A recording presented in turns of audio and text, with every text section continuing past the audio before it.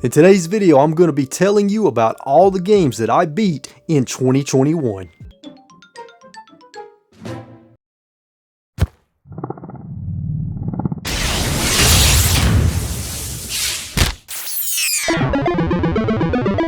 What's up everybody, just a quick disclaimer, my main really good camera that I use for all of the YouTube videos to get that nice, crisp, beautiful video quality is unfortunately not working and I have to send it off for repairs, so I'm having to use my backup camera, and I want to let you know this because the video quality will not quite be up to the standards that most of my other videos have been for at least the foreseeable future until I get my main camera back. But that's enough about that, let's get back to the video. So I beat 43 games in 2021, and because of the number of games, I'm going to be splitting this video up into two parts. You're watching part 1 now.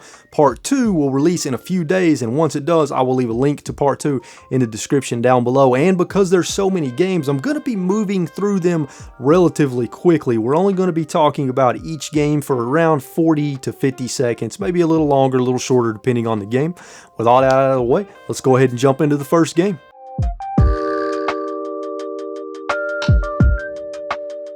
Most of you know what Skyrim is, so I don't need to explain what this epic open world RPG is all about. I've played Skyrim in the past multiple times, but I never saw the main quest line to its conclusion until now. I went with a character build that I had never tried before, which was, I guess you could call it a spell sword or a battle mage, something like that. Basically a sword in one hand and a spell in the other at all times. What is really amazing to me is just how well Skyrim still holds up today. It was an absolute blast playing through Skyrim again, and in 2022 I may load up my save file and finish up side quests and DLC.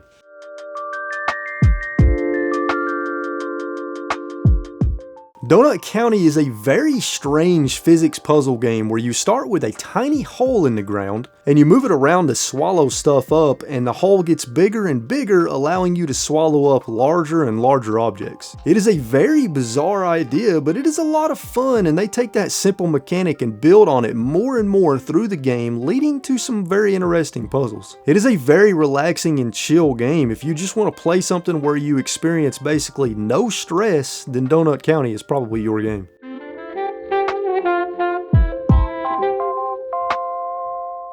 If you like story-driven action-adventure games like Last of Us and God of War, then you will love A Plague Tale: Innocence, as it is a fantastic game with one of the best stories I experienced in 2021. It is an incredibly dark game, and most of the gameplay revolves around stealth, some combat, and puzzle solving by navigating environments filled with tens of thousands of rats that will eat you alive. If you have Game Pass, I highly recommend checking it out, and if you don't have Game Pass, I will say it's worth the money to buy. I cannot wait for the sequel. That will be a day one purchase for me.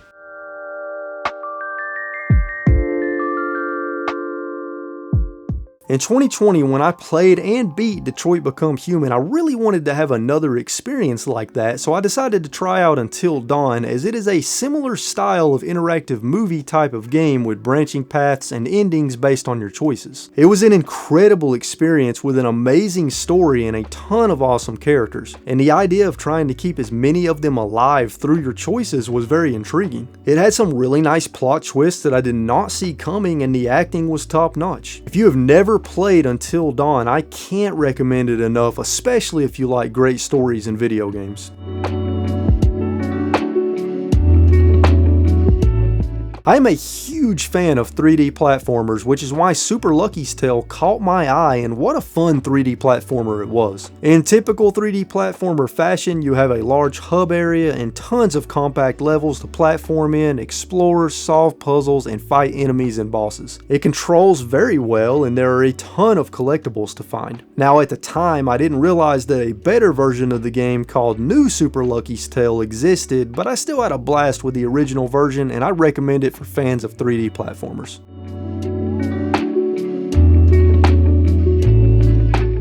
Fallout 4 is my favorite game in the Fallout series, and I have played it once in the past for well over 100 hours, but just like with Skyrim, I never actually completed the main questline. So I decided to dive back into the world of Fallout, and as usual, I had an absolute blast, and Fallout 4 still holds up very well today. I love the guns, the exploration, the world, the quests, and I plan on diving back into my save file in 2022 to finish up side quests and tackle the awesome DLC. Maybe one day we will get a Fallout 5. I can dream.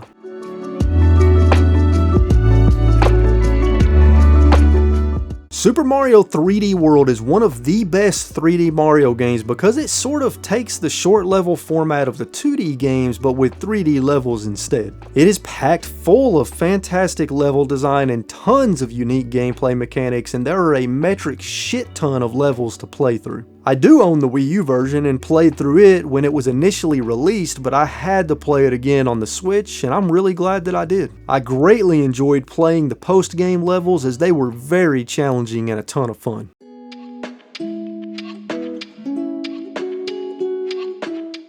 Bowser's Fury was a fantastic addition to the Switch release of Super Mario 3D World. Bowser's Fury was designed differently than any other Mario game I have ever played because it is really the first sort of open world Mario game in a way. It really felt like Nintendo was experimenting with a small scale open world format for a Mario game, and it was done so brilliantly, and I also loved the whole Bowser Kaiju mechanic. It was awesome. Bowser's Fury has me hopeful that if we get a Super Mario Odyssey 2 that it will be the first true open world Mario game following a format similar to Bowser's Fury.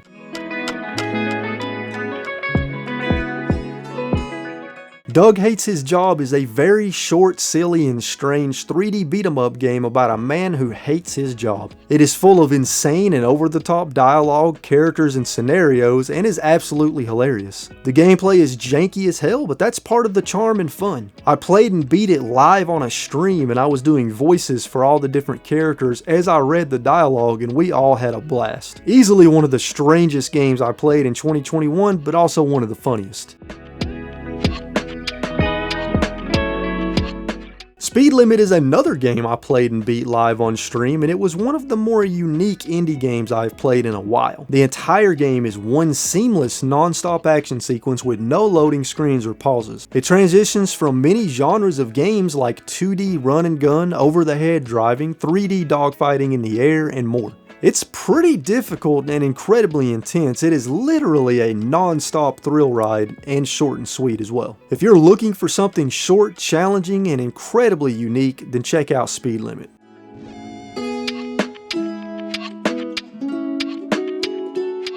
Chasm is a procedurally generated Metroidvania where you explore 6 huge areas underground underneath a town as you solve a mystery and try to restore peace to the world. The combat was fun with tons of weapons, spells, and abilities. The world you explore is huge with tons of secrets to find, enemies to fight, and epic bosses to take down. In typical Metroidvania fashion, as you gain new abilities, you will be able to explore new areas. I had an absolute blast playing and beating Chasm, and if you like Metroidvanias, then this is one you should not skip.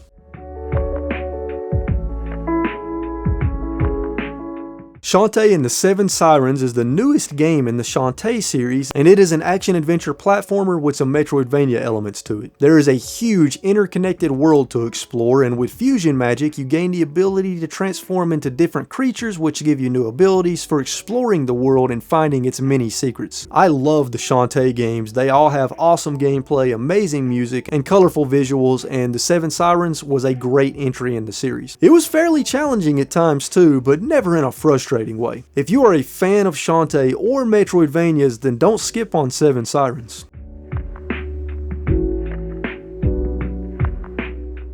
I am a huge fan of roguelites and roguelikes, and Dungreed is a really good one where you are exploring an ever-changing dungeon each run. The dungeon is procedurally generated each time with many different areas to explore and tons of weapons from guns to melee weapons to magic weapons. As you explore the dungeon, you can give your character permanent buffs by eating food you can find, and this is a way to tailor your stats each run. In typical fashion for a game like this, when you die, you will make some progression between each run to make future runs easier. I had so much fun taking down Dungreed, and it is challenging, but if you are a fan of this genre, then you should definitely not sleep on Dungreed.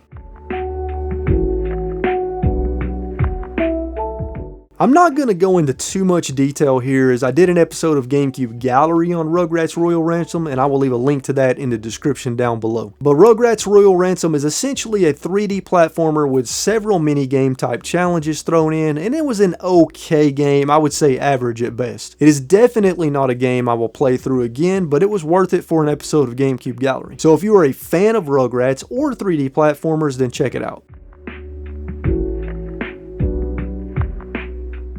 Supraland was easily one of the best new games I played and beat in 2021. I absolutely loved every moment of it. Supraland is a first-person action-adventure puzzle platformer with some light combat elements in it. The emphasis is more on the puzzle solving and exploration. The world is massive and absolutely packed to the brim with secrets to find and things to discover around every corner, and you really have to get creative and think outside the box to find the many secrets. The puzzles are some of the most creative puzzles I have ever seen in a video game, and some of them are absolutely devious to figure out, especially later in the game. Supraland is a game I sadly never hear anyone talk about, and that is a damn shame, because this is one of the most unique, original, and creative games I have ever played, so please give Supraland a chance. Katana Zero was a very mature, dark, and intense action game that was very challenging, but also quite satisfying. Each level requires you to take out a bunch of bad guys, but the thing is, you die in one hit, so the smallest mistake means death. So in each level, you have to learn from your mistakes and pick the best course of action to complete the level as smoothly as possible and as fast as possible. The feeling of gratification from overcoming a level you die on dozens and dozens of times is amazing. Katana Zero is an awesome game that makes you feel like a badass, so check it out.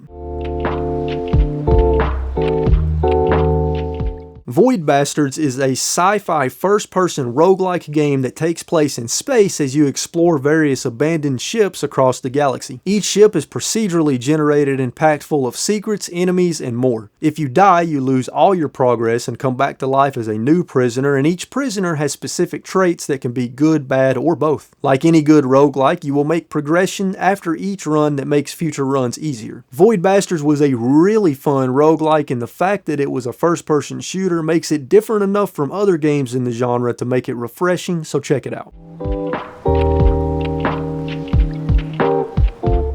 Legend of the Monkey King is a short and simple shoot 'em up on the Wii where you play as a monkey flying around on a cloud shooting out magic at the enemies that come at you. You can tilt the Wiimote left or right to slow down or speed up the pace of the game, but honestly, once you max out your attack, the game is very easy to beat. It was decently fun, although short, but it is probably not a game I will ever play again. If you want to check it out, you can get it on the Wii for less than $10, so it's pretty cheap. Picto Quest: The Cursed Grids is a Picross puzzle game with very light RPG elements to it, as you take on each puzzle on a world map, and in each puzzle you have monsters damaging you based on certain conditions as you work towards solving the puzzle. I have always been a fan of logic puzzles like Sudoku, and Picross style games are some of the best logic puzzles out there. So if you are a puzzle fan, logic puzzles in particular, and you are looking for something a little different, then check out Picto Quest: The Cursed Grids on the Nintendo Switch.